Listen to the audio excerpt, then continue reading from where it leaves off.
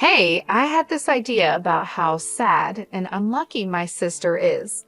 I've got the perfect plan. What kind of plan? Just watch closely.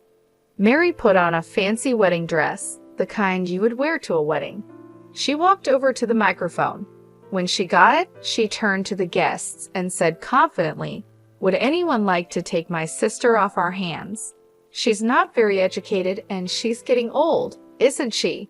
After she said this, Mary looked at her sister with a smug, mean smile, but she didn't realize how rude her actions were. The mood in the room changed quickly. People started whispering, and some guests gave Mary cold looks. Mary didn't notice and grabbed the microphone again. "Come on, sister, you need to sell yourself more. There are plenty of handsome doctors here. You really don't understand what you've done, do you?" In the next moment, something major and unexpected happened. "My name is Amy Schumer, a plain 31-year-old working woman. I don't have any outstanding features except for one unusual fact. After middle school, I pursued a career in law and became a lawyer. I have a sister named Mary who is 3 years younger than me. She's charming and sociable, so our family always treated her specially. I am not noticeable in appearance, just plain and average in style. I'm not especially charming, so my family and relatives never cherished me much. I hardly felt any affection and was treated coldly at home. I couldn't compete with Mary's natural charm, and she got all of our parents' love. All I received were harsh looks. I worked as hard as I could. I tried my best in my studies, earning good grades, hoping to get some attention from my family.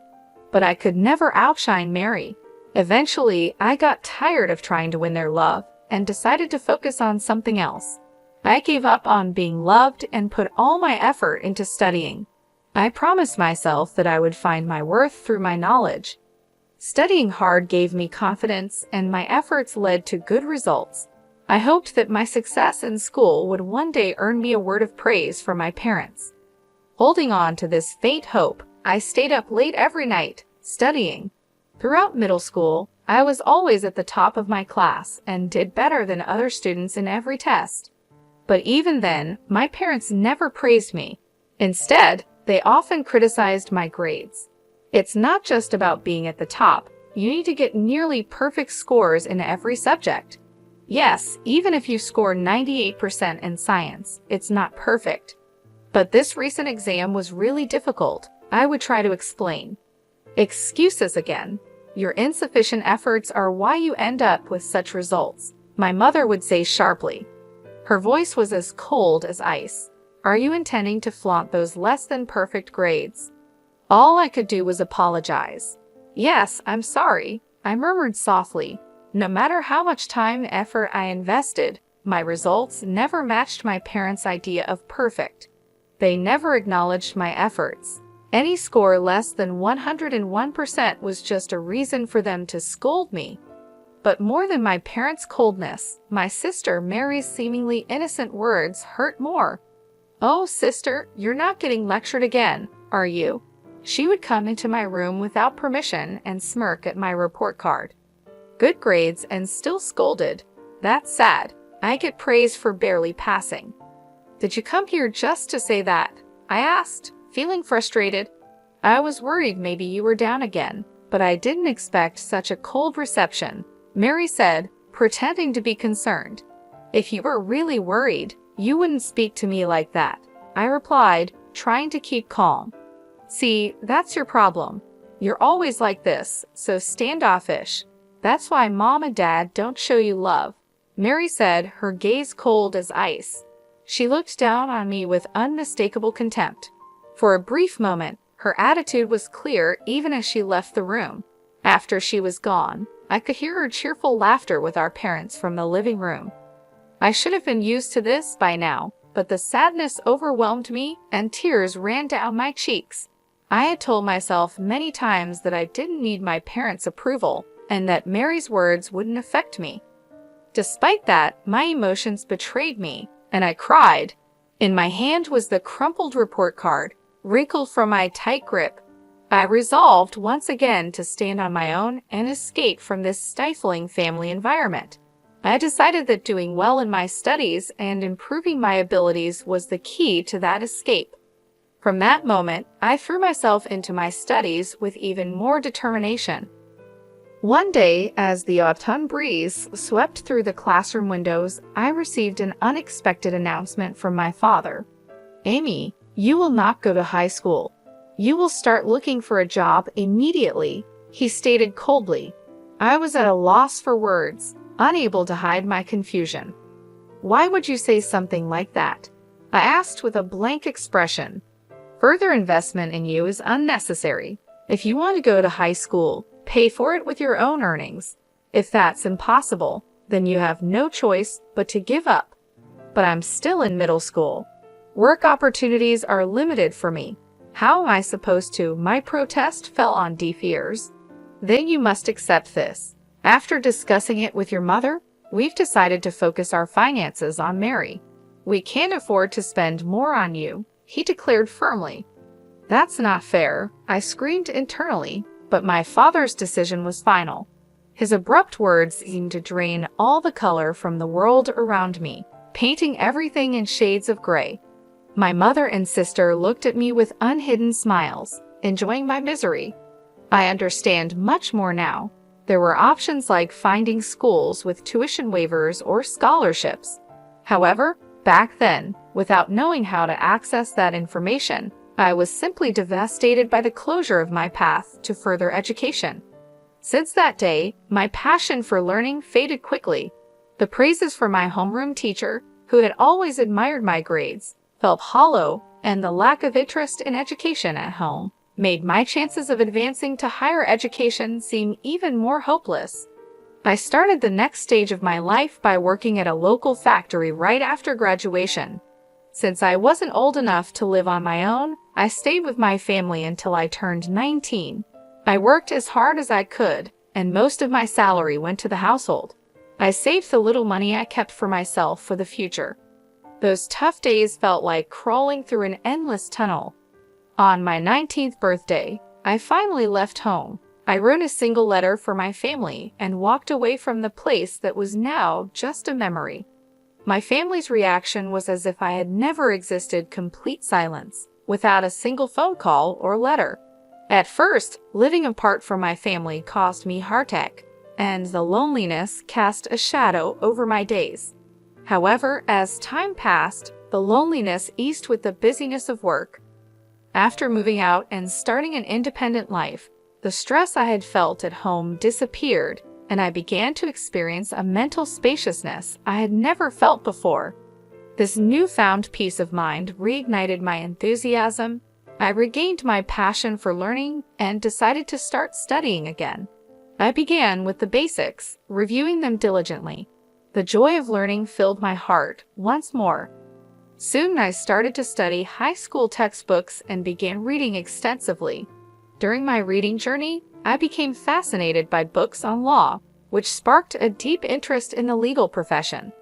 Despite only having a junior high education, I learned about the preliminary examination system, which allowed someone like me to take the bar exam.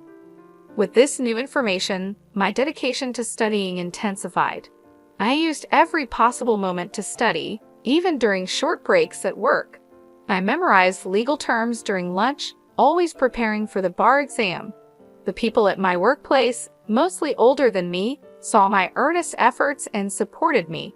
At the age of 24, I passed the bar exam. After passing the exam, I left my long-term job at the factory and secured a position at a top law firm. After about 5 years of training, I set out on my own and opened my law practice. Now, I happily work as a legal consultant for a hospital. Sometimes I wonder what would happen if I told my parents about becoming a lawyer. I think about how they might react and if I could finally meet their expectations. However, I haven't shared anything with them, and deep down, I believe I won't reach out to them. An unexpected reunion with my family came sooner than I thought. One evening, after finishing work, I found a message on my phone from my younger sister Mary. She was getting married. "Mary is getting married. I murmured to myself. My sister, now 29, was engaged to a doctor, and her wedding was next month. They wanted me to attend. Despite the long estrangement from Mary and my parents, I couldn't ignore this significant event, so I replied that I would attend. Mary quickly responded with the exact date and location of the ceremony. The message ended with, "Don't forget the wedding gift," which made me smile wryly. Perhaps Mary was more interested in the gift than in welcoming me. I decided to use the wedding as a chance to reunite with the family, and then part ways again. On the day of Mary's wedding, I put on a carefully selected blue dress and headed to the venue. After completing the entrance formalities, I took my seat in the family area where my father and mother were already seated. "You have some nerve showing up here. You must be doing well for yourself with the meager earnings from the factory," my father said coldly. "Indeed, you're right. Introducing someone like her as family does not do us any credit as parents," my mother added with disdain. "Mary shouldn't have invited someone like you," my father continued. I told them exactly that, but they insisted on getting the celebration money anyway, my mother said quietly, even though I was right there. They carried on this conversation without any hesitation. This was the reality I faced. I had a faint hope that sharing my side might bridge the gap between us, but it was quickly shattered. Both my father and mother seemed to completely avoid talking to me. In the silence, I glanced around the venue and noticed some familiar faces among the groom's side. Haven't I seen that person somewhere before? I thought to myself, feeling a sense of déjà vu. As I traced my uncertain memory, I looked up the groom's name and my suspicion turned into conviction. The connection I had anticipated became clear. I couldn't entirely hide my faint surprise. Such a coincidence, almost like a twist of fate, I marveled. However, I decided to keep my emotions in check and spend the day quietly. As the ceremony proceeded, the bride and groom made a glamorous entrance. Guests spoke warm words and gave entertaining performances that softened the atmosphere. As time passed, the banquet gradually shifted to dinner and then to photo sessions. Throughout this time, my parents got up without acknowledging me and moved toward the front where the bride and groom awaited. Mary, as if drawn by a magnet, clung close to the bride and groom, smiling happily in every photograph. Pretending not to be affected by the scene unfolding before me, I focused silently on the meal in front of me. Unexpectedly, my sister Mary approached me. She came closer with a smile, but her eyes had a spark of something more than excitement to see her sister after so many years. "Big sis, it's been such a long time, hasn't it? Are you happy to spend time together like this?" she asked slightly. I nodded quietly and said, "Yes, the banquet food is really wonderful." With a sarcastic smile, Mary continued, "You can't get such luxurious food at the factory you work at, can you? You should be grateful for this opportunity." Something inside me felt like it was being torn apart, but I didn't show it on my face. Mary's words became sharper, tauntingly piercing me. "Oh dear, did I upset you? I'm sorry, but it's natural for you to be envious, isn't it? Your little sister marrying a doctor and all." Mary said the words "I'm sorry" flippantly, as if they were meaningless. I kept my expression unchanged and quietly waited for my next move.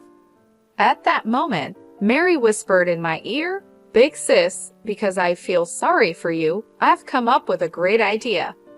Despite trying to stay calm, I asked with suspicion, "A great idea? What is it?" Mary, looking satisfied, said, "You'll see. Just watch closely." Wearing her elegant wedding dress, Mary gathered everyone's attention. She took a microphone from the staff and suddenly announced loudly to the guests, "Ladies and gentlemen, you may not be aware, but my sister is here. She may not have the highest education or be the youngest, but if there is anyone kind-hearted enough, could you please take her under your wing?" My face turned red. "What are you saying, Mary?" I exclaimed. Mary continued even louder. "Although she doesn't earn much and leads a modest life, is there someone here who can brighten my sister's future?" As everyone focused on me, Mary seemed to enjoy my discomfort with a smug smile. At that moment, a shocking scene unfolded. Mary's rude behavior escalated, and even our normally gentle parents joined in. "Please treat her kindly," my parents added. This was the last straw for me. Rage swirled within me. To ridicule someone so much at a happy event, how far would they go? I couldn't believe it. But now it was time for them to face reality. As the atmosphere shifted and murmurs spread through the venue, Mary, unaware she was the center of attention, cheerfully called out, "Amy, look, there are so many doctors here. It's your chance." I stayed silent but conveyed my strong will through my somber gaze. "This is the end for you." Confused, Mary responded, "Eh." I continued more calmly, "You'll understand soon just how terrible your actions have been." Just as Mary tried to make an excuse, the groom suddenly raised his voice. "Wait, please. Why are you leaving your seats?" The venue was riveted by his voice. Looking toward the groom, it was clear all his colleagues from work were standing up, heading for the exit. Even as the groom tried to stop them, a dignified man, who appeared to be the hospital director, spoke to the groom with determination. "The recent remarks of the bride were so unpleasant that I'm in disbelief. I apologize, but we can no longer stay here. We will take our leave now," the hospital director said. The groom hurried to stop him, offering to take responsibility for Mary's words and actions. "Please wait. I admit her words were inappropriate. I'll speak to her directly and ensure she changes her behavior." However, the hospital director pointed out the gravity of the issue and revealed something the groom didn't know. "The problem isn't just that. Do you not know what kind of person her sister is?" The groom, confused, admitted, "No, I only met her sister for the first time today. All I've heard is that she worked in a factory after graduating from middle school." The hospital director couldn't hide his irritation. "Don't be ridiculous. Her sister is a respected lawyer and serves as the legal advisor to our hospital." The groom was shocked to learn this, indicating he had no idea I was the hospital's legal advisor. Mary and my parents were also speechless. I was the legal advisor of the hospital where Mary's fiancé worked. I had seen him several times at hospital events, which is why he looked familiar. The other guests probably realized this too. Mary's inappropriate comments only made things worse, and that's why the hospital director was so outraged. Although the groom himself had no direct relation to me, the hospital director and staff valued the legal advisor highly. The groom's face turned red, and he stepped toward Mary, raising his voice. "What on earth is this? Because of your carelessness, my reputation is now tarnished." Mary stumbled over her words, then defended herself like a bewildered child. "It's not like that. I truly had no idea my sister was in such a prestigious position." Growing more indignant, the groom continued to scold Mary. "Ignorance is no excuse. How can you speak so lightly and disrespectfully of your own sister? Your behavior is disgraceful. You've truly lost sight of what's valuable." Mary, desperately trying to explain, pleaded, "Wait a minute, listen, I have a good reason." However, the groom, without giving her a chance to explain, declared decisively, "The marriage is off. I have no interest in hearing your excuses. Our engagement ends here." Shocked by his words, Mary collapsed on the spot, her complexion turning deathly pale.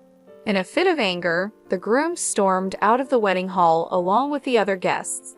As I was about to leave, I heard a desperate cry from my sister behind me. "Please help me, Amy." Without being swayed by her cries, I confronted her with a stern tone. "Help you? Why should I?